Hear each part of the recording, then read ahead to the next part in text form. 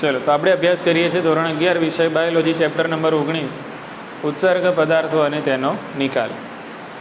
તો આપણે આ ચેપ્ટરની પ્રસ્તાવનાનો ગઈકાલે અભ્યાસ કર્યો. હવે આજે આપણે ડિટેલમાં જોઈશું કે માનવ ઉત્સર્જન તંત્રમાં કેટલા ભાગો છે.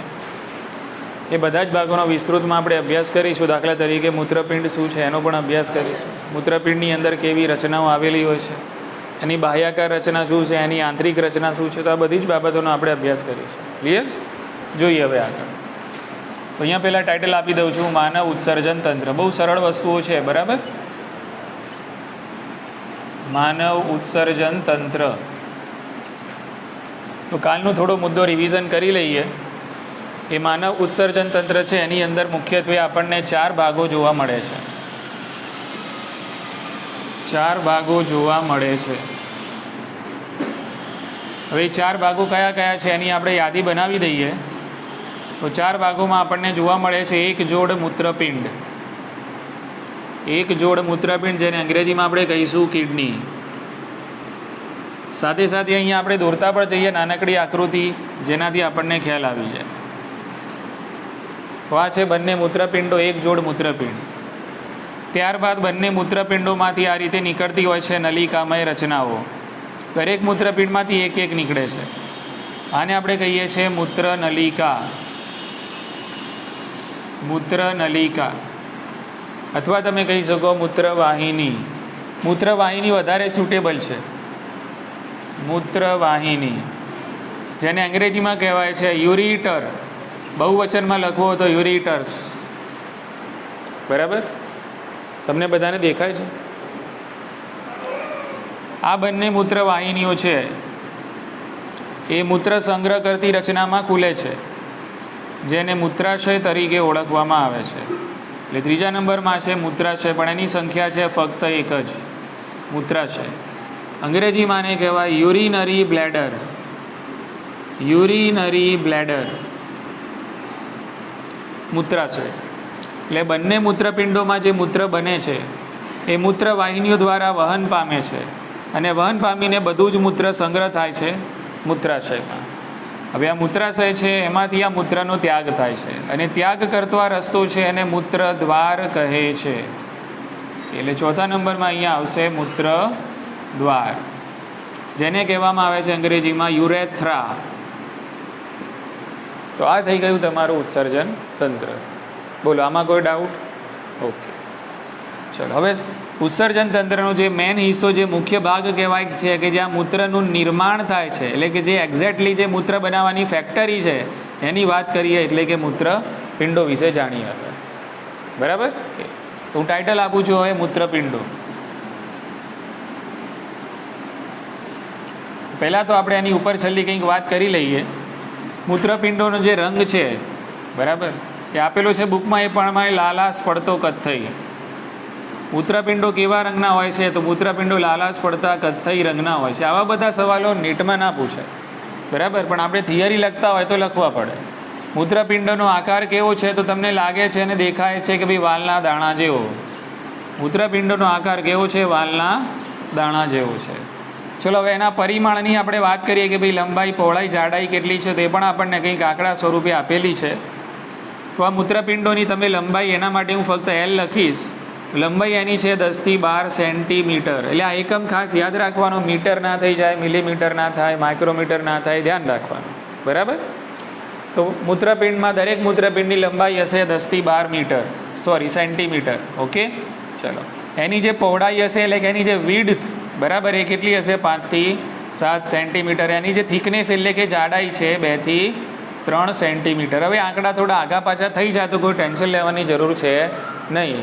બુક પ્રમાણે આંકડા તો બદલાયા કરતા હોય છે, પણ આંકડો એટલો બધો બી ના બદલાઈ જવું જોઈએ. સમજી લો કે અહીંયા 10 થી 12 છે તો એવું નહીં લખવાનું 100 થી 120 સેન્ટીમીટર. બરાબર ને? 1-2 પોઈન્ટ આગા પાછા થાય, કંઈ વાંધો નહીં. ચલો, હવે જોઈએ આપણે વજન, એનું વેઇટ કેટલું છે. બરાબર? ઓકે. દરેક મૂત્રપિંડનું જે વજન છે ઓન એન એવરેજ આપણને આપેલું છે 120 થી 170 ગ્રામ છે. દરેક મૂત્રપિંડનું વજન આટલું હોય છે. બોલો, ખ્યાલ આવી ગયો? ચલો, હવે મૂત્રપિંડો ક્યાં આવેલા છે એનું સ્થાન નક્કી કરી લઈએ. ઓકે, હવે એકદમ લોજિકલ સ્થાન છે, આપણે એનું નક્કી કરવાનું છે. એટલે યાદ રહી જાય એવું છે, ગોખવાની કોઈ જરૂર નથી. હું તમને એમ કહું મૂત્રપિંડો ક્યાં છે? તો તમે ઈશારાથી બતાવો સર અહીંયા છે મૂત્રપિંડો, એમ બતાવીએ ને આપણે કે અહીંયા મૂત્રપિંડો છે. હવે થોડું સાયન્ટિફિક ભાષામાં એનું સ્થાન લખી લઈએ. ઓકે, તો મૂત્રપિંડો ક્યાં આવેલા છે? તો ઉદરીય ગુહામાં આવેલા છે. કઈ ગુહામાં છે? ઉદરીય ગુહામાં. ઉદરીય ગુહામાં આવેલા છે. આ થઈ ગઈ આ ઉરસીય ગુહા, ઉદરીય ગુહા. ઉદરીય ગુહામાં અહીંયા આગળ નથી, પાછળ છે. એનો મતલબ એમ કે પૃષ્ઠ બાજુએ. ઉદરીય ગુહામાં તો ખરા, પણ ક્યાં? પૃષ્ઠ બાજુ. હા, યાદ રાખજો, ઉદરીય ગુહામાં પૃષ્ઠ બાજુએ. અને ઉદરીય ગુહામાં પણ પૃષ્ઠ બાજુએ પણ ઉપરની તરફ નથી, ક્યાં છે? નીચેની તરફ છે. એટલે અહીંયા લખીશું આપણે નીચેની તરફ, નીચેની તરફ. અને અહીંયા બહારની દિવાલમાં નથી, આ ક્યાં છે? અંદરની તરફ છે. એટલે આપણે લખીશું અંદરની તરફ, અંદરની તરફ આવેલા છે.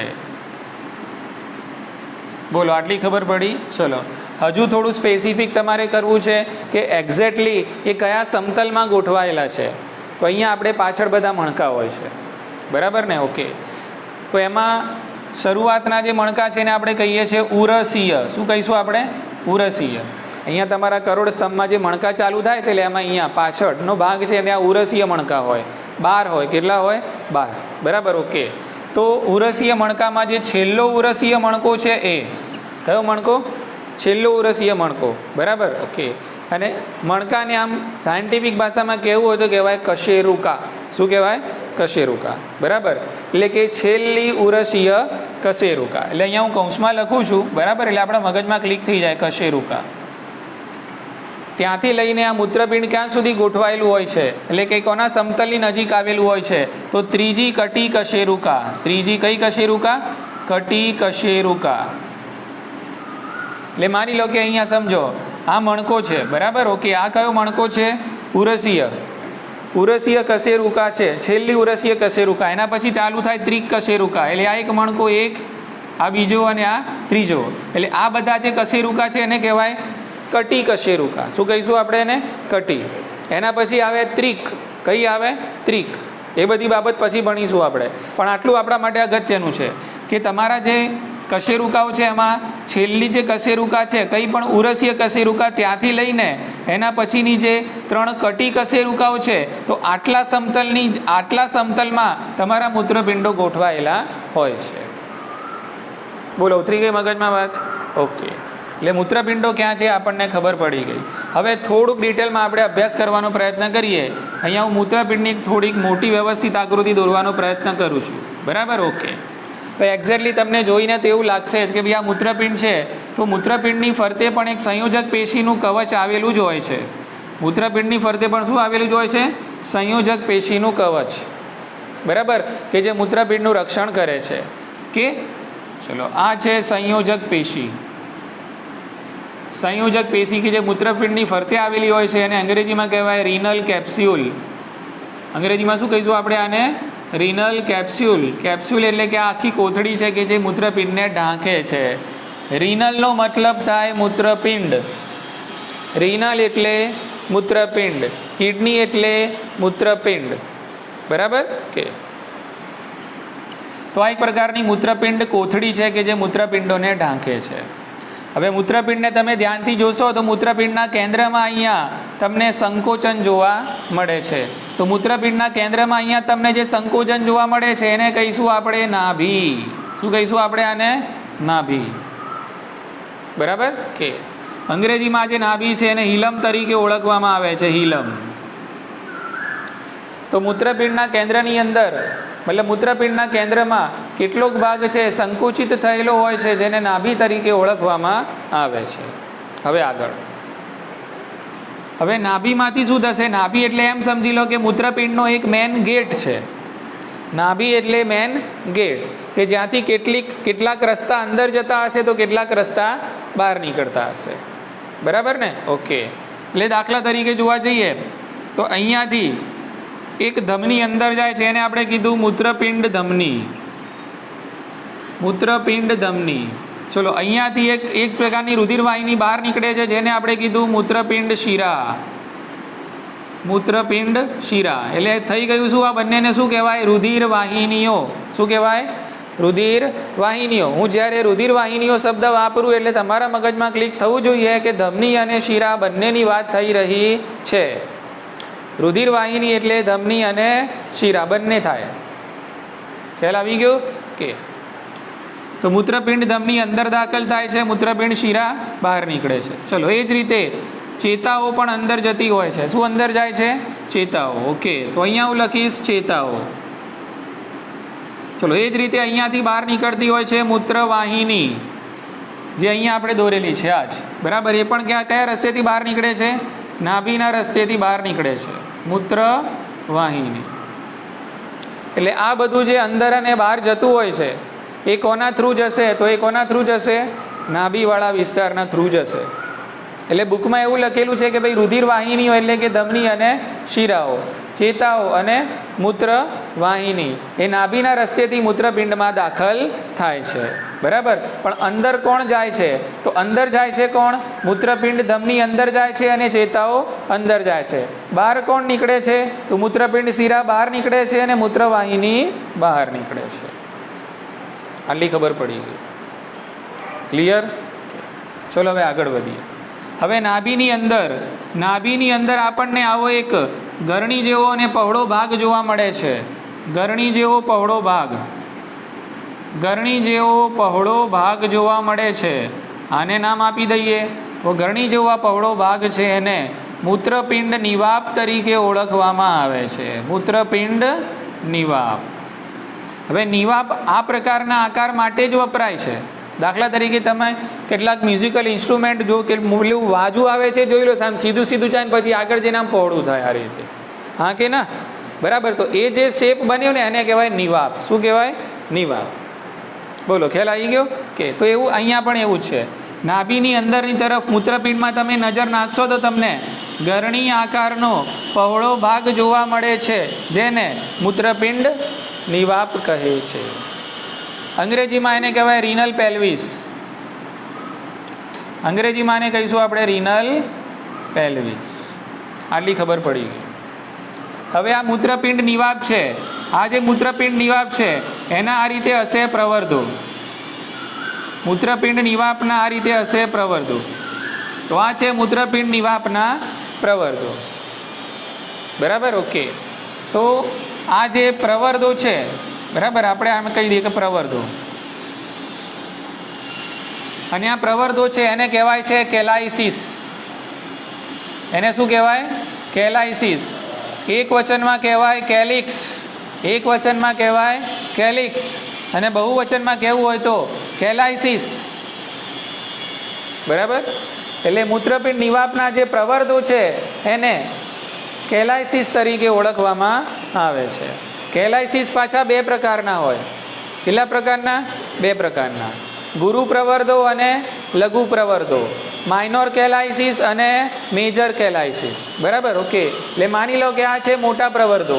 હવે આ મોટા પ્રવર્ધો, આ જે મોટા પ્રવર્ધો છે એની અંદર ખુલે બીજા નાના નાના પ્રવર્ધો, એની અંદર બીજા ખુલતા હોય છે નાના નાના પ્રવર્ધો, બરાબર. એટલે આને માની લઈએ કે ગુરુ પ્રવર્ધો અને આને માની લઈએ આપણે લઘુ પ્રવર્ધો, બરાબર. બુકની અંદર આ રીતે સ્પષ્ટ આપેલું છે નહીં. બુકમાં તો ખાલી એટલું કીધેલું છે કે મૂત્રપિંડ નિવાપ છે, બરાબર. ઓકે, એ તેના પ્રવર્ધો સાથે જોડાયેલ હોય છે, જેને એટલે કે મૂત્રપિંડ નિવાપના પ્રવર્ધોને શું કહે છે?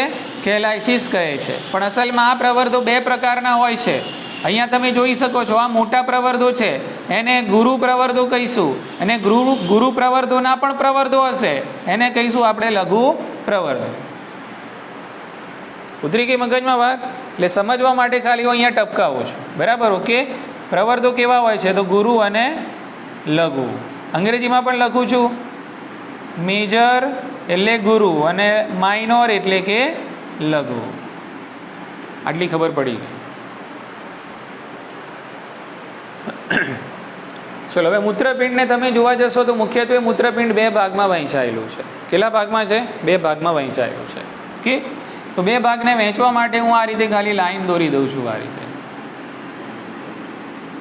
તો આ થઈ ગયા મૂત્રપિંડના બે ભાગ. તો મૂત્રપિંડનો તમને આજે બહારનો વિસ્તાર દેખાઈ રહ્યો છે, આ બહારના વિસ્તારને કહેવાશે બાહ્યક. શું કહેવાશે? બાહ્યક. એટલે અહીંયા હું એરો મારીને લખું છું કે મૂત્રપિંડનો આ જે બહારનો વિસ્તાર છે એને બાહ્યક તરીકે ઓળખવામાં આવે છે. આખું નામ આપવું હોય તો તમે આપી શકો છો મૂત્રપિંડ બાહ્યક, પણ બહારનો વિસ્તાર હોય એને બાહ્યક કહેવાય અને અંદરનો હોય એને મજ્જક કહેવાય. બરાબર કે અંગ્રેજીમાં બાહ્યકને કહેવાશે કોર્ટેક્સ. અને મૂત્રપિંડનો જે અંદર તરફનો આ જે વિસ્તાર છે એને મજ્જક તરીકે ઓળખવામાં આવે છે. મજ્જક, અને મજ્જક એટલે કે મેડ્યુલા. એટલે મૂત્રપિંડ મજ્જક અને મૂત્રપિંડ બાહ્યક, આ રીતે બે ભાગની અંદર મૂત્રપિંડ વહેંચાયેલું હોય છે. ઇઝી. ચલો તો પહેલાં મજ્જકની આપણે વાત કરી લઈએ. બરાબર કે ભાઈ મૂત્રપિંડ મજ્જક. તો મૂત્રપિંડ મજ્જકમાં તમે જોશો, બરાબર, તો આ રીતે શંકુ આકારના પિરામિડ જેવી રચનાઓ તમને મૂત્રપિંડ મજ્જકની અંદર જોવા મળે છે. તો આ છે મૂત્રપિંડ મજ્જક.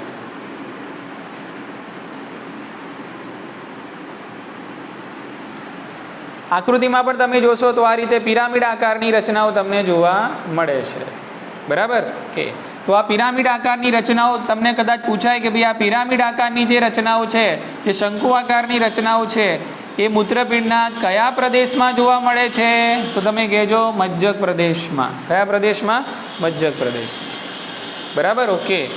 આને શું કહીશું? તો આને કહીએ છીએ આપણે મૂત્રપિંડ પિરામિડ. શું કહેવાય આને? મૂત્રપિંડ પિરામિડ. અંગ્રેજીમાં કહેવાય આને મૂત્રપિંડ એટલે રિનલ, પિરામિડ એટલે તો પિરામિડ જ થશે. પિરામિડ એટલા માટે કીધું કારણ કે એનો આકાર જ શંકુ છે, પિરામિડ જેવો છે, એટલા માટે. સેટ મુદ્દો કે પણ યાદ એ રાખવાનું કે આ મૂત્રપિંડ પિરામિડ એટલે કે આ રિનલ પિરામિડ ક્યાં આવેલા છે, કયા પ્રદેશમાં છે? તો મજ્જક પ્રદેશમાં છે. એટલે મજ્જક શાનું બનેલું હોય છે? તો મૂત્રપિંડ પિરામિડોનું બનેલું હોય છે. ક્લિયર? હવે મજ્જકનું કનેક્શન કોની સાથે હશે? એટલે કે એમ કહેવા જઈએ કે ભાઈ મજ્જક ક્યાં ખુલે છે? મજ્જક કોની સાથે કનેક્ટેડ હોય છે? તો મજ્જક કનેક્ટેડ હોય છે લઘુ પ્રવર્ધો સાથે. કોની સાથે? હા, લઘુ પ્રવર્ધો કનેક્ટેડ હોય છે ગુરુ પ્રવર્ધો સાથે. ગુરુ પ્રવર્ધો કનેક્ટેડ હોય છે કોની સાથે? મૂત્રપિંડ નિવાપ સાથે. અને મૂત્રપિંડ નિવાપમાંથી પછી મૂત્ર અહીંયા બધું ભેગું થશે. જેટલું પણ બધું મૂત્ર બન્યું હશે બધું મૂત્ર આ મેન ટાંકીમાં ભેગું થશે અને અહીંયાથી પછી આવશે મૂત્ર વાહિનીમાં. બોલો, ખ્યાલ આવી ગયો ને? એટલે કનેક્શન યાદ રાખો અહીંયા કે ભાઈ મૂત્રપિંડ મજ્જક જે છે એ કોના સાથે કનેક્ટેડ છે? તો મૂત્રપિંડ મજ્જક છે એ પ્રવર્ધો સાથે કનેક્ટેડ છે. બરાબર ને? અચ્છા, પ્રવર્ધો કોની સાથે છે? મૂત્રપિંડ નિવાપ સાથે. મૂત્રપિંડ નિવાપનું કનેક્શન શામાં છે? મૂત્ર વાહિનીમાં છે. મુદ્દો સેટ? ઓકે. ચાલો, હવે તમે અહીંયા જોઈ શકો છો કે આ મૂત્રપિંડ પિરામિડ છે, એ મૂત્રપિંડ પિરામિડની વચ્ચે આવો એક ખાલી પ્રદેશ તમને જોવા મળે છે. પણ આ પ્રદેશે બીજું કંઈ જ નહીં. જો અહીંયા દોરી રહ્યો છું એટલે અહીંયા તમને એવું લાગશે કે અહીંયા સ્તંભ મૂકેલા છે. બરાબર? આ રીતે. ઓકે. મૂત્રપિંડ પિરામિડોની વચ્ચે આ જે પ્રદેશ, આખો પ્રદેશ છે આ રીતે, આમ આખો પ્રદેશ, આ જ પ્રદેશનો ભાગ મૂત્રપિંડ પિરામિડોની વચ્ચે લંબાયેલો છે. આ પ્રદેશનો ભાગ મૂત્રપિંડ પિરામિડોની વચ્ચે લંબાયેલો છે. બોલો, આઈડિયા આવે છે હું શું કહું છું? આ ભાગ જ અહીં આ પિરામિડોની વચ્ચે આવેલો છે. એટલે આ જે આખો ભાગ છે આને કહેવાય છે બાહ્યક. શું કહેવાય? બાહ્યક. બરાબર. અને આ રીતે જુઓ, આ રીતે અહીંયા કોલમ બનશે. આ રીતે આમ કોલમ બને છે. બરાબર. અને એ કોલમ કોની વચ્ચે બને છે? પિરામિડોની વચ્ચે બને છે. કોની વચ્ચે? પિરામિડોની વચ્ચે બને છે. ઓકે. તો આ જે કોલમો બની એટલે કે મૂત્રપિંડ બાહ્યકનો વિસ્તાર, સમજો, મૂત્રપિંડ બાહ્યકનો વિસ્તાર મૂત્રપિંડ પિરામિડોની વચ્ચે ગોઠવાયેલો હોય છે. એટલે મૂત્રપિંડ પિરામિડોની વચ્ચે આ જે ભાગ જોવા મળે છે અસલમાં કોનો ભાગ છે? બાહ્યકનો. શું છે? બાહ્યકનો. એટલે આ બાહ્યકનો જ ભાગ મૂત્રપિંડ પિરામિડોની વચ્ચે લંબાયેલો છે. આ રીતે શું થયેલો છે? લંબાયેલો છે. સેટ થયો મુદ્દો મગજમાં? બરાબર કે? અને અહીંયા કેવી રચના બનાવે છે? સ્તંભ જેવી રચના બનાવે છે. તો આ જે સ્તંભો છે કે જે બાહ્યકનો જે એક વિસ્તરણ ભાગ છે એ સ્તંભોને કહેવાય બર્ટીનીના સ્તંભો. સ્તંભોને શું કહેવાશે? બર્ટીનીના સ્તંભો, અથવા તો એને કહેવાય કોલમ ઓફ બર્ટીની. કોલમ ઓફ બર્ટીની, યાદ રાખજો હા ભાઈ, એટલે આના વિશે પણ પૂછાય છે. હવે હું તમને એમ કહું કે ભાઈ બર્ટીનીના સ્તંભો મૂત્રપિંડના કયા પ્રદેશનો ભાગ છે, ભંજક કે બાહ્યક? બાહ્યક. એટલે બર્ટીનીના સ્તંભો બાહ્યકનો ભાગ છે કે જે મૂત્રપિંડના મજ્જક પ્રદેશની અંદર આવેલા જે પિરામિડો છે એમની વચ્ચે આવેલો છે. એટલે આમ આજુબાજુ બાહ્યક છે, પણ એ બાહ્યકનો કેટલોક ભાગ આમ પિરામિડોની વચ્ચે આમ આગળ વધે છે. એટલે અહીંયા કોલમ જેવી રચના બને છે, એને કહેવાય કોલમ ઓફ બર્ટીની. બર્ટીનીના સ્તંભો તરીકે એને ઓળખવામાં આવે છે. સેટ મુદ્દો. ચાલો હવે વાત કરીએ કે મૂત્રપિંડનો રચનાત્મક અને ક્રિયાત્મક એકમ કયો છે. તો મૂત્રપિંડનો રચનાત્મક અને ક્રિયાત્મક એકમ એટલે કે મૂત્રપિંડ નલિકા. શું છે? મૂત્રપિંડ નલિકા. હું એક મૂત્રપિંડ નલિકા અહીંયા દોરું છું નાની અમથી, બરાબર? ઓકે.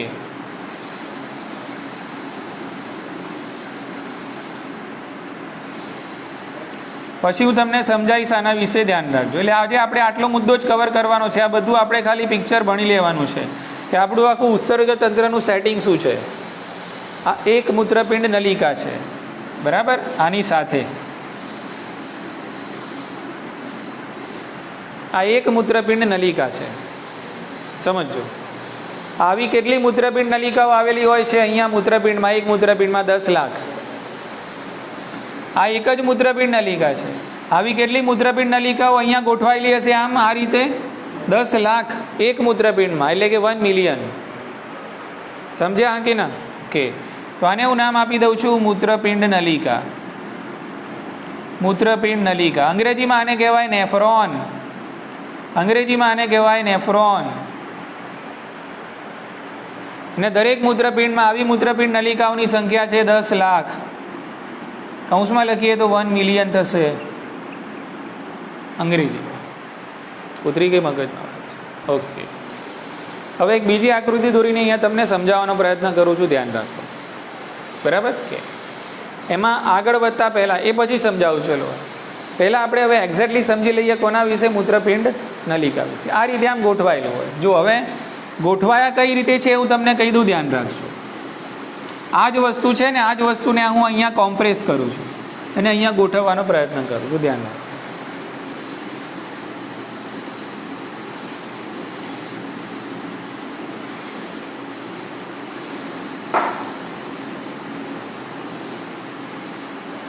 બોલો, સમજ પડી ગઈ? આ રીતે આમ ગોઠવાયેલું હોય. ક્લિયર? ઓકે. એટલે આ તો એક જ હું ગોઠવી શક્યો છું, બરાબર? પણ અલ્લાહે કેટલા ગોઠવેલા છે? એકમાં 10 લાખ ગોઠવ્યા છે. વિચાર કરો તો, બરાબર? ઓકે. એટલે એમ જ સમજી લો કે આ છે તમારો ઉત્સર્ગ એકમ. શું છે આ? ઉત્સર્ગ એકમ. મૂત્રપિંડનો રચનાત્મક અને ક્રિયાત્મક એકમ એટલે મૂત્રપિંડ નલિકા, જેને કહીએ છીએ આપણે નેફ્રોન. એટલે કદાચ એવું પૂછાય કે ભાઈ મૂત્રપિંડનો રચનાત્મક અને ક્રિયાત્મક એકમ કયો છે? નેફ્રોન, મૂત્રપિંડ નલિકા. અને આવા કેટલા એકમો ગોઠવેલા છે? 10 લાખ. એટલે એમ જ સમજી લો કે આ જ છે તમારી નાની નાની ગરણીઓ. આ નાની નાની ગરણીઓ છે કે જેમાં મૂત્ર નિર્માણ થાય છે. તમારું જે રુધિર છે એમાં જે અનવોન્ટેડ હશે, કે જે અનિચ્છનીય પદાર્થો હશે, જે વેસ્ટ પદાર્થો હશે, એનું આ ગરણીઓ બનાવશે મૂત્ર. આ ગરણીઓ શું બનાવશે? મૂત્ર. અને ઉત્સર્ગ પદાર્થોનો તમારા રુધિરમાંથી નિકાલ કરે છે. એટલે આમ જોવા જઈએ તો આ બંને મૂત્રપિંડો એક પ્રકારની મોટી ગરણીઓ જ છે કે જેમાં રુધિર છે એનું ફિલ્ટરેશન થાય છે, રુધિરનું ગારણ થાય છે અને રુધિરમાંથી ઉત્સર્ગ પદાર્થો મૂત્ર સ્વરૂપે તમારા શરીરમાંથી બહાર નીકળે છે. અને એટલા માટે જ કિડની આપણા શરીરનું એક વાઇટલ ઓર્ગન એટલે કે જરૂરી અંગ કહેવાય છે, કારણ કે આ ગરણીઓ છે જે તમારા રુધિરને ગાળે છે. ગરણીઓ બગડે તો રુધિર ગળાય નહીં, અને રુધિર ના ગળાય તો રુધિરની અંદર ઝેરી પદાર્થો જમા થાય, ને એ ઝેરી પદાર્થો પછી આખા શરીરમાં ફરી જાય અને બીજા અંગોને પણ નુકસાન કરે છે. સેટ થયો મુદ્દો? ઓકે. હવે આ મૂત્રપિંડ નલિકા છે એની થોડી ખાલ ખેંચીએ આપણે, બરાબર ને? ઓકે.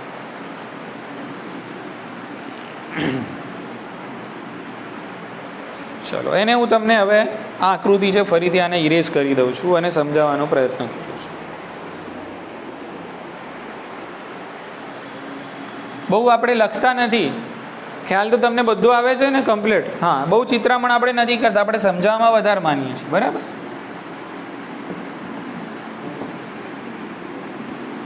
ચલો, તો અહીંયા હું ટાઇટલ આપી દઉં છું. અહીંયા આપું છું ટાઇટલ મૂત્રપિંડ નલિકા. મૂત્રપિંડ નલિકા અંગ્રેજીમાં અહીંયા લખી દઉં છું નેફ્રોન. આને આપણે શું કીધું? મૂત્રપિંડનો રચનાત્મક અને ક્રિયાત્મક એકમ. Structural and functional unit of the kidney એટલે કોણ કહેવાય? નેફ્રોન. ચલો, હવે મૂત્રપિંડ નલિકા છે એના બે ભાગ છે, બરાબર. અહીંયા સમજવાનો પ્રયત્ન કરીએ, ધ્યાન રાખો. તો મૂત્રપિંડ નલિકા છે એના બે ભાગ છે, જેમાં આપણને જોવા મળે છે અહીંયા આ રીતે. આ જે ભાગ છે આને શું કહેવાય? તો આને કહેવાય રુધિર કેશિકા ગુચ્છ. શું કહેવાય? રુધિર કેશિકા ગુચ્છ, બરાબર. ઓકે, તો આને હું નામ આપું છું પહેલાં રુધિર કેશિકા ગુચ્છ. કનેક્ટેડ રહેજો, કંટાળતા નહીં, બરાબર. કોન્સેપ્ચ્યુઅલ છે, બધું સમજવાનું છે અત્યારે, નહીં તો તમને નીટમાં તો કામ આવવાનું છે, બરાબર. આપણે એ નિયતથી જ ભણવાનું છે. રુધિર કેશિકા ગુચ્છ અંગ્રેજીમાં આને કહેવાય ગ્લોમેરુલસ. ગ્લોમેરુલસ. તો મૂત્રપિંડ નલિકાનો એક ભાગ છે રુધિર કેશિકા ગુચ્છ. ઓકે, અને જે બીજો ભાગ છે એને કહીશું આપણે મૂત્રપિંડ નલિકા. શું કહીશું? મૂત્રપિંડ નલિકા જ કહીશું. ઓકે, ચલો. તો મૂત્રપિંડ નલિકા વાળો જે ભાગ છે એ કયો છે? તો ધ્યાન રાખો.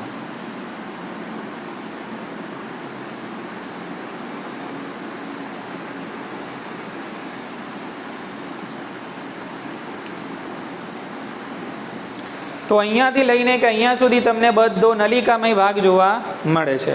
તો અહીંયાથી લઈને કે અહીંયા સુધીના જેટલા પણ ભાગો છે બધાને કહેવાય કલેક્ટિવલી મૂત્રપિંડ નલિકા. આખો ભાગ નલિકામય છે એટલા માટે શું કીધું? મૂત્રપિંડ નલિકા, બરાબર. ઓકે, એટલે આખો ભાગ છે એને હું અહીંયા આ રીતે સમજવા માટે હું અહીંયા લખી દઉં છું, આ બધો જ ભાગ, બરાબર. આને કહીશું આપણે મૂત્રપિંડ નલિકા. આટલું ક્લિયર? ચાલો, હવે આની વાત કરીએ. કોની? રુધિર કેશિકા ગુચ્છ. તો રુધિર કેશિકા ગુચ્છ એટલે સમજી લો ને, નાની નાની પાતળી રુધિર કેશિકાઓનું એક ઝાડું છે, એને કહેવાય રુધિર કેશિકા ગુચ્છ, બરાબર. ઓકે, હવે અહીંયાથી એક નાનકડી વાહિકા આવે છે, બરાબર. આ છે ઇનકમિંગ, આ છે આઉટગોઈંગ. ઓકે, એટલે આ જે વાહિની આવી નાનકડી, આને કહેવાય છે અંતરવાહી ધમનિકા. આને શું કહેવાય? અંતરવાહી ધમનિકા, બરાબર. ઓકે, એટલે અંતરવાહી ધમનિકા જે છે, બરાબર. ઓકે, એમાંથી આખું રુધિર કેશિકાઓનું શું બનશે? જાડું બનશે. એટલે સમજો કંઈક આવી રીતે છે કે આ છે અંતરવાહી ધમનિકા, અને આ અંતરવાહી ધમનિકા પછી આવી નાની નાની રુધિર કેશિકાઓની અંદર આ રીતે વિભાજિત થઈ જાય છે, બરાબર. એટલે અહીંયા આ રીતે આમ રુધિર કેશિકાઓનું આખું જાડું બને છે, જેને કહેવાય રુધિર કેશિકા ગુચ્છ. સેટ થયો મુદ્દો? ચલો, હવે આ બધી રુધિર કેશિકાઓ ફરીથી પાછી અહીંયા ભેગી થઈ જાય છે, અને અહીંયા જે ધમનિકા બનાવે છે એને કહેવાય બહિર્વાહી ધમનિકા. આને શું કહીશું આપણે? બહિર્વાહી ધમનિકા. બોલો, આઈડિયા આવી ગયો? ઓકે, એટલે રુધિર કેશિકા ગુચ્છની શરૂઆત થાય છે ક્યાંથી? અંતરવાહી ધમનિકામાંથી. અને એ રુધિર કેશિકા ગુચ્છની કેશિકાઓ વળી પાછી ભેગી થઈને બહિર્વાહી ધમનિકા બનાવે છે. એટલે આ જે હિસ્સો છે કે જે તમને સહેજ પોલાણવાળા વિસ્તારમાં જોવા મળે છે, આને કહેવાય રુધિર કેશિકા ગુચ્છ. એટલે આ ધમનિકામાંથી આવે રુધિર. શું આવે? રુધિર. અને આ રુધિર પછી ફિલ્ટર થાય, એટલે ફિલ્ટર થઈને બધું આવે આની અંદર, અને અહીંયા બને છે મૂત્ર, બરાબર. અને બીજું બધું પાછું અહીંયાથી બહાર નીકળી જશે. ક્યાંથી? એ બહિર્વાહી ધમનિકામાંથી. એટલે આ થયું ઇનકમિંગ, આ થયું આઉટગોઈંગ. એટલે આ રુધિર અહીંયા આવે છે, અને રુધિરમાંથી તમારે બધું ગાળી લેવાનું છે. રુધિરમાંથી તમારે બધું ગાળી લેવાનું છે, અને એક ગારણ છે બધું તમારે આ પાઇપલાઇનમાં પસાર કરવાનું છે, અને છેલ્લે અહીંયા બનશે મૂત્ર. એટલે મૂત્ર નિર્માણ આ બધી જગ્યાએ થશે, બરાબર. પણ બધાની અંદર કામ અલગ અલગ હોય છે, ડિટેલમાં પછી ભણવાનું છે, એ અલગ મુદ્દો છે. એટલે ટૂંકમાં કિડનીનો મેઇન હિસ્સો કયો કહેવાય? મૂત્રપિંડ નલિકા, કે જે મૂત્ર નિર્માણનું કાર્ય કરે છે. ખ્યાલ આવી ગયો? તો આટલું યાદ રાખવાનું કોના વિશે? રુધિર કેશિકા ગુચ્છ વિશે. ચાલો, એના પછીનો ભાગ કયો છે? મૂત્ર નલિકા, એટલે કે મૂત્રપિંડ નલિકાવાળો ભાગ. તો મૂત્રપિંડ નલિકાવાળા ભાગની શરૂઆત થાય છે આ ભાગથી. આ તમને જે પ્યાલાકાર ભાગ દેખાય છે, આ કયો ભાગ છે? પ્યાલાકાર. સમજજો, બરાબર. તો આ પ્યાલાકાર ભાગ તમને દેખાય છે, પ્યાલાકાર ભાગ તમને દેખાય છે. અને બેવડા પટલ છે, આ પહેલું પટલ અને આ બીજું પટલ. પ્યાલાકાર ભાગ તો છે પણ કેવો છે? બેવડા પટલમય. ઓકે. તો મૂત્રપિંડ નલિકાની શરૂઆતમાં પ્યાલાકાર બેવડા પટલમય ભાગને બાઉમેનની કોથળી કહે છે. શું કહેવાય? 10માં આવી ગયું છે, કંઈ નવું નથી તમારા માટે આ બધું, બરાબર. આને શું કહીશું આપણે? બાઉમેનની કોથળી. અંગ્રેજીમાં કહેવાય બાઉમેન્સ કેપ્સ્યુલ. બોલો, ખ્યાલ આવી ગયો? ઓકે. હવે ધ્યાન રાખો, આ બાઉમેનની કોથળી અને આ રુધિર કેશિકા ગુચ્છ બંનેને ભેગું તમારે એક નામ આપવું હોય તો પણ આપી શકો છો. એને કહેવાય માલ્પીધિયન કાય. શું કહેવાય? માલ્પીધિયન કાય. એટલે આટલો જે વિસ્તાર બન્યો, બાઉમેનની કોથળી અને રુધિર કેશિકા ગુચ્છ, તો આ જે વિસ્તાર છે એને માલ્પીધિયન કાય તરીકે પણ ઓળખવામાં આવે છે. માલ્પીધિયન કાય, અથવા તો એને અંગ્રેજીમાં કહેવાય માલ્ફિજિયન બોડી. માલ્ફિજિયન બોડી એટલે માલ્પીધિયન કાય. ચલો, હજુ આ નામ ગમતું નથી તો બીજું નામ પણ તમે આપી શકો છો, રિનલ કોર્પસલ્સ. શું આપી શકાય? રિનલ કોર્પસલ્સ એટલે મૂત્રપિંડ કણ. મૂત્રપિંડ કણ.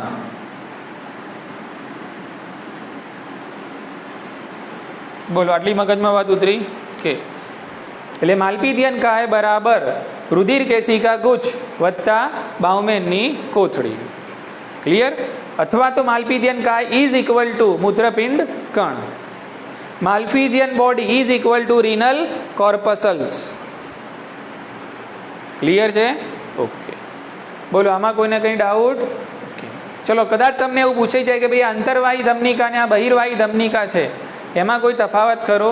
તો તફાવત એક તફાવત તો એ છે જ કે રુધિર કેશિકા ગુચ્છનું નિર્માણ છે એ અંતરવાહી ધમનિકામાંથી નીકળતી રુધિર કેશિકાઓની શાખાઓ દ્વારા થાય છે. આ શાખાઓ ફરીથી ભેગી થાય એટલે બનાવે બહિર્વાહી ધમનિકા.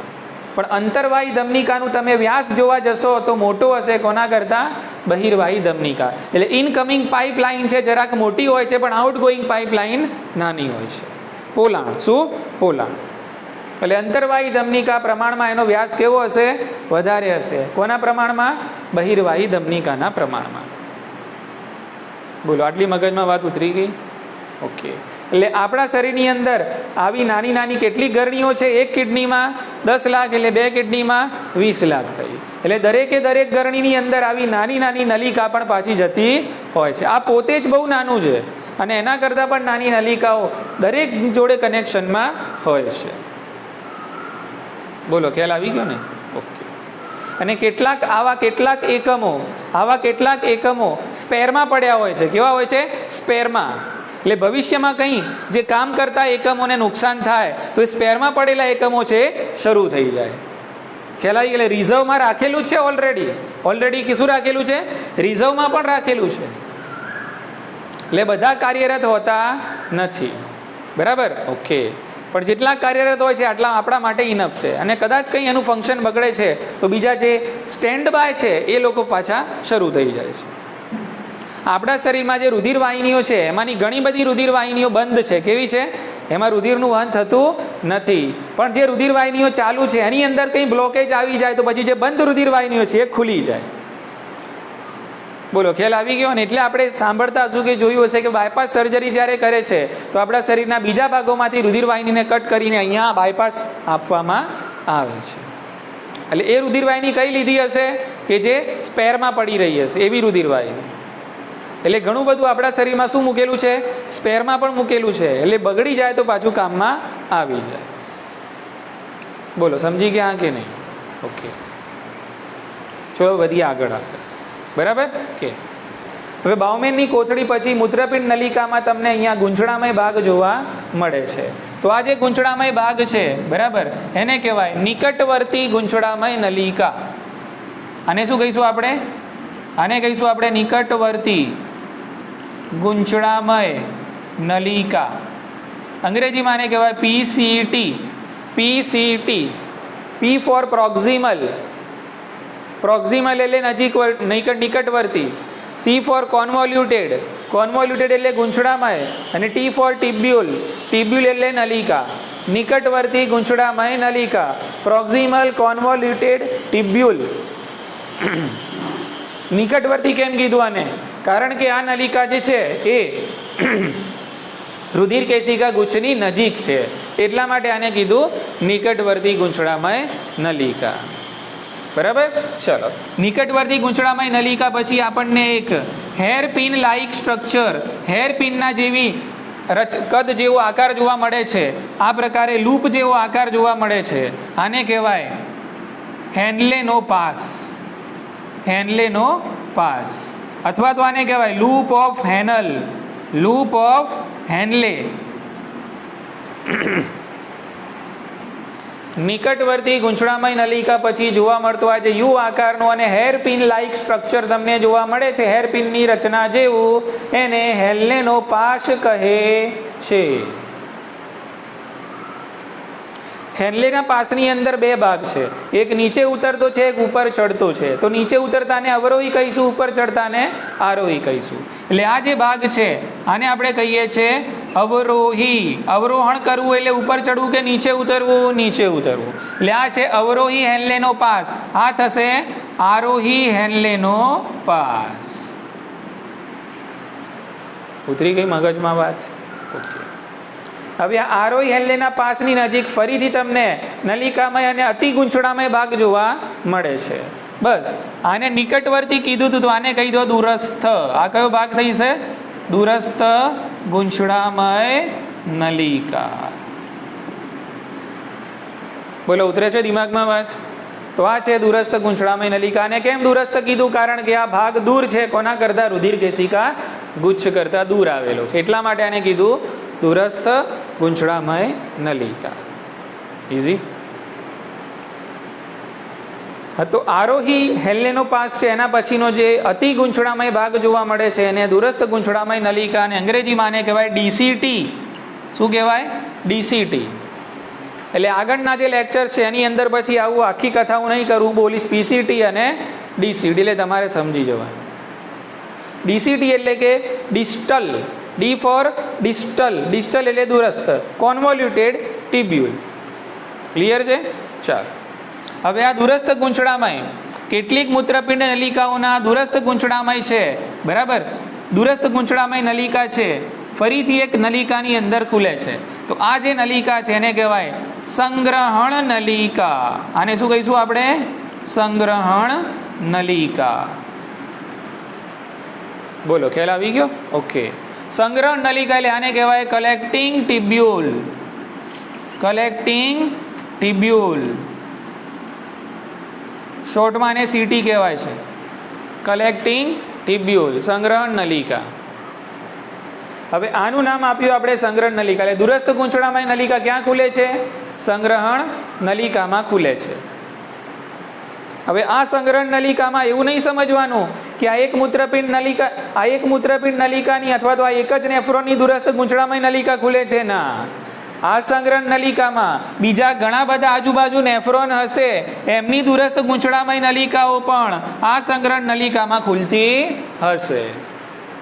એટલે અહીંયા પણ આવું જ એક સ્ટ્રક્ચર અહીંયા છે, તો એની દૂરસ્થ ગૂંચળામય નલિકા પણ ક્યાં ખુલે છે? સંગ્રહણ નલિકામાં.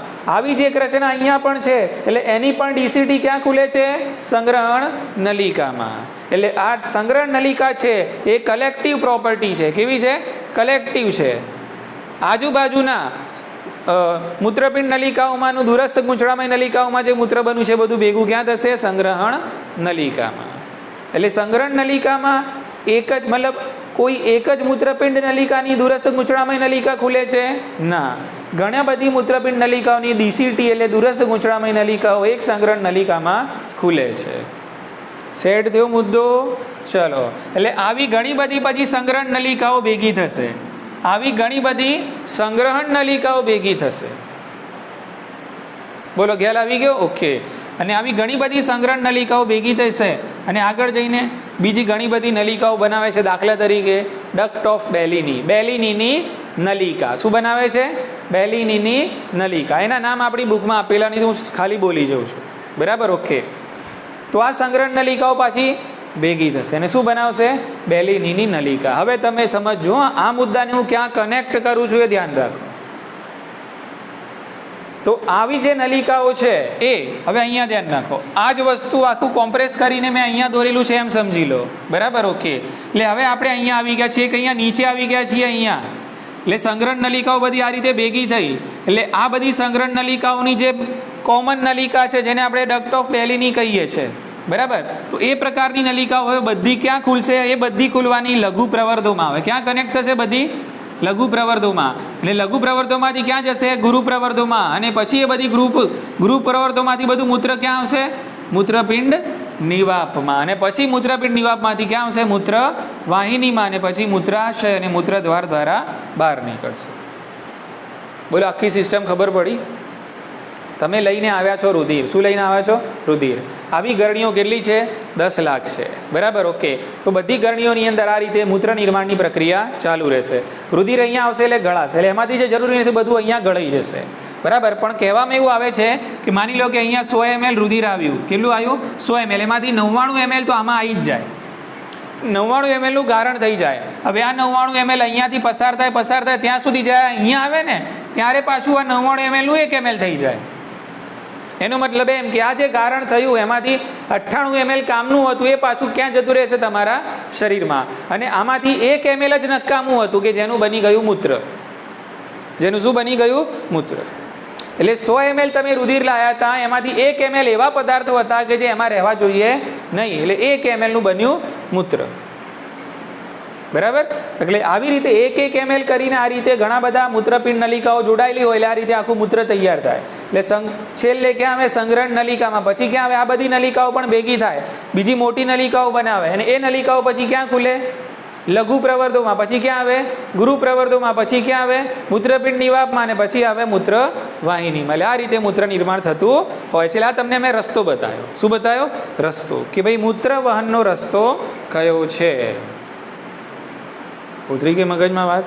ફરીથી બાઉમેનની કોથળીમાં આવે પહેલાં, પછી દૂરસ્થ નિકટવર્તી ગૂંચળામય નલિકા, હેન્લેનો પાસ, દૂરસ્થ ગૂંચળામય નલિકા, સંગ્રહણ નલિકા, બેલિનીની નલિકાઓ, લઘુ પ્રવર્ધો, ગુરુ પ્રવર્ધો, મૂત્રપિંડ નિવાપ, મૂત્રવાહિની, મૂત્રાશય, મૂત્રદ્વાર દ્વારા બહાર.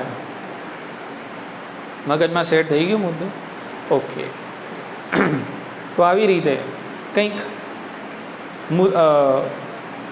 મૂત્રપિંડ નલિકાઓ છે ગોઠવાયેલી હોય છે. સમજો, હવે ધ્યાન રાખો. હવે જો અહીંયા મેં દોરેલું છે, તમે જો અહીંયા આમાં ધ્યાન આપો એટલે એક મુદ્દો બીજો ક્લિયર થઈ જાય અહીંયા ફટાફટ. હવે આ જે ભાગ કીધો ને આપણે, આ ઉપરનો જે ભાગ છે, આટલો ભાગ છે, આ તો આપણે બાહ્યક કીધો ને. આ શું કીધો? આ કીધો આપણે બાહ્યક. એટલે સમજો હવે આ જે મૂત્રપિંડ નલિકા છે એ મૂત્રપિંડ નલિકાનો જે આટલો ભાગ હોય છે, આટલો ભાગ આવેલો હોય છે બાહ્યક પ્રદેશમાં, અને આ ભાગ હોય છે મજ્જક પ્રદેશમાં. સમજાયું? આ કે ના? જો અહીંયા આટલો ભાગ ક્યાં આવેલો છે? બાહ્યક પ્રદેશમાં. અને આ બીજો ભાગ ક્યાં આવેલો છે? મજ્જક પ્રદેશમાં. બોલો, સમજાયું? આ રીતે સિસ્ટમથી બધા મૂત્રપિંડ નલિકાઓ ગોઠવાયેલી હોય. કેટલી? 10 લાખ. બોલો, સમજાયું? કે એટલે આમાંથી પૂછાય છે શું એમ જુઓ તો મૂત્રપિંડ નલિકાના કયા ભાગો બાહ્યક વિસ્તારમાં આવેલા હોય છે? તો જોઈને જ ખબર પડી જાય. એક તો રુધિર કેશિકા ગુચ્છ એટલે આખું માલ્પીધિયન કાય, પછી પીસીટી, પછી ડીસીટી. આટલું ક્યાં હોય છે? બાહ્યકમાં. જ્યારે હેન્લેનો પાસ ક્યાં હોય છે? મજ્જક પ્રદેશમાં. અને સંગ્રહણ નલિકાનો અંત વિસ્તાર ક્યાં હોય છે? મજ્જક પ્રદેશમાં. બુકમાં જે આપેલું છે એ પ્રમાણે યાદ રાખશું તો થશે કે ભાઈ રુધિર કેશિકા ગુચ્છ એટલે કે આખું માલ્પીધિયન કાય, પીસીટી અને ડીસીટી બાહ્યકમાં આવેલા છે, એટલે આ ભાગમાં આવેલા છે. જ્યારે હેન્લેનો પાસ ક્યાં આવેલો છે? મજ્જક પ્રદેશમાં આવેલો છે. સેટ મુદ્દો? આઈએમપી વસ્તુ વધીઓ પૂછાય છે, ધ્યાન રાખજો. ક્લિયર? ઓકે, ચાલો. તો આખી સિસ્ટમની તમને ખબર પડી ગઈ? ઓકે, ચલો. હવે આ જે ઉત્સર્ગ એકમો છે જેને આપણે કીધું નેફ્રોન, તો આ જે ઉત્સર્ગ એકમો છે 2 પ્રકારના હોય છે, ધ્યાન રાખજો. બરાબર? છેલ્લો મુદ્દો છે, મુદ્દો પૂરો કરો. ઉત્સર્ગ એકમો 2 પ્રકારના હોય છે. કેટલાકને કહીએ છીએ આપણે બાહ્યક ઉત્સર્ગ એકમો, બરાબર? ને કેટલાકને આપણે કહીએ છીએ જક્સ્ટા મેડ્યુલારી ઉત્સર્ગ એકમો. જક્સ્ટા મેડ્યુલારી એટલે મજ્જક, જક્સ્ટા મજ્જક ઉત્સર્ગ એકમો. સમજવા બહુ સરળ વસ્તુ છે. ઉત્સર્ગ એકમો અને આ છે બાહ્યક ઉત્સર્ગ એકમો. એટલે ટૂંકમાં ઉત્સર્ગ એકમો એટલે આપણે કીધું નેફ્રોન કે જે 10 લાખની સંખ્યામાં છે. એટલે બધા નેફ્રોન એક જેવા હોતા નથી. 2 પ્રકારના ઉત્સર્ગ એકમો આપણને જોવા મળે છે. કેટલાકને કહેવાય છે બાહ્યક, કેટલાકને કહેવાય છે મજ્જક. હવે સમજવા ધ્યાન રાખજો. હવે આ જે ઉત્સર્ગ એકમ છે બરાબર, આ બાહ્યક પ્રકારનો હું દોરું છું, ધ્યાન રાખજો.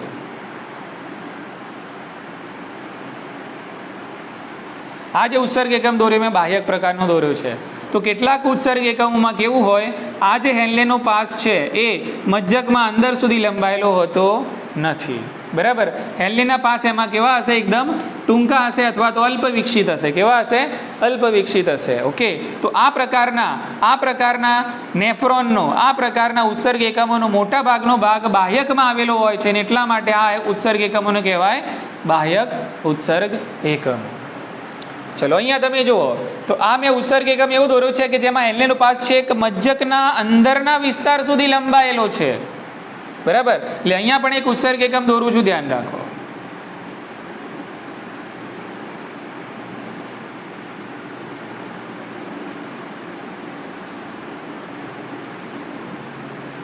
કે તો તમે જોઈ શકો છો અહીંયા આ ઉત્સર્ગ એકમ કંઈક એવું છે કે જેમાં હેન્લેનો પાસ મજ્જકના અંદરના વિસ્તાર સુધી લંબાયેલો છે. એટલે આ પ્રકારના ઉત્સર્ગ એકમોને કહેવાય જક્સ્ટા મેડ્યુલારી, એટલે જક્સ્ટા મજ્જક ઉત્સર્ગ એકમો. અને આ પ્રકારમાં કે જેમાં હેન્લેનો પાસ મજ્જકના અંદરના વિસ્તાર સુધી લંબાયેલો હોય નહીં, અલ્પ વિકસિત હોય, તો આ પ્રકારના ઉત્સર્ગ એકમોને શું કહીશું? બાહ્યક ઉત્સર્ગ એકમ. બાહ્યક ઉત્સર્ગ એકમોનું પ્રમાણ વધારે હોય છે કોના કરતાં? જક્સ્ટા મજ્જક ઉત્સર્ગ એકમો કરતાં. આનું ઓન એન એવરેજ હોય છે 85%, જ્યારે આ હોય છે 15%. બોલો સમજાયું હા કે ના? બરાબર ને? ઓકે, તો કેટલા પ્રકારના ઉત્સર્ગ એકમો હોય છે? 2 પ્રકારના. એક પ્રકાર કયો? બાહ્યક ઉત્સર્ગ એકમ. બીજો પ્રકાર કયો? જક્સ્ટા મજ્જક ઉત્સર્ગ એકમ. આને કેમ કીધું બાહ્યક? કારણ કે આમાં હેન્લેના પાસની લંબાઈ વધારે હોતી નથી, એટલે કે એ મજ્જકના અંદરના વિસ્તાર સુધી લંબાયેલ હોતો નથી. એટલે આ ઉત્સર્ગ એકમનો મોટા ભાગનો ભાગ કયા ભાગમાં હોય છે? બાહ્યક વિસ્તારમાં જ હોય છે. એટલે આવા ઉત્સર્ગ એકમોને બાહ્યક ઉત્સર્ગ એકમો કહે છે, જ્યારે આમાં હેન્લેનો પાસ મજ્જકના અંદરના વિસ્તાર સુધી લંબાયેલો હોય છે. આટલું ક્લિયર? હવે ધ્યાન રાખો, છેલ્લો મુદ્દો બહુ જ અગત્યનો છે. બરાબર? ઓકે,